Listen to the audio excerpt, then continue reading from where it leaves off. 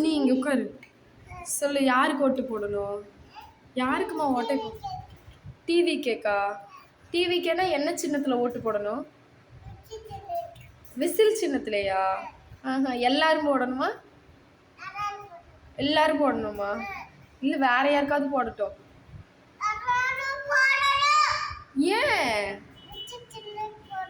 விசிலுக்கு தான் போடணுமா? விஜய் சின்னத்துக்கு தான் போடணுமா? சரி சரி. விஜய் யாரு?